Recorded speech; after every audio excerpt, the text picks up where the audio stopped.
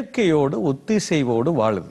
அப்ப அது மாதிரி வாழும் பொழுது அதனுடைய உடல் கூறுகள் சரியாக இயங்குகிறது. இப்ப நம்ம தண்ணி குடிக்கிறதுக்கு 4 கிலோமீட்டர் போல அப்படியே எந்திரிச்சு டபக்குன்னு இப்படி தட்டினா தண்ணி வருது.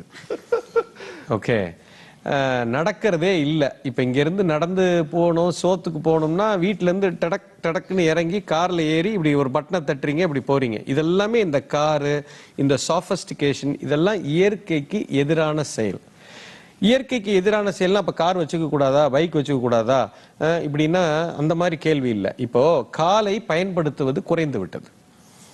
இப்ப தண்ணி எடுக்கிறதுக்கு காட்டுல நீங்க போய் நடந்து போயிட்டு வந்தீங்கன்னா அப்ப உடல் வேலை செய்கிறது, உடல் உழைப்பு நடக்கிறது. அப்ப அந்த உடல் உழைப்பு இல்லாம போயிடுச்சு. அந்த காலத்துல தாத்தா பாட்டி எல்லாம் தண்ணி எடுக்கிறதுக்கு ஆத்தங்கரைக்கு, குளத்தங்கரைக்கு, கம்மாய்க்கு போயிட்டு வந்தாங்க, ஆரோக்கியமா இருந்தாங்க. இப்ப யாருக்கும் போறதில்லை. ஒரு பட்டனை தட்டினா தண்ணி வருது. துணி துவைக்கிறது 1000 தடவை இப்படி அடிச்சாங்க. இன்னைக்கு ஒரு பட்டனை தட்டினா துவைச்சே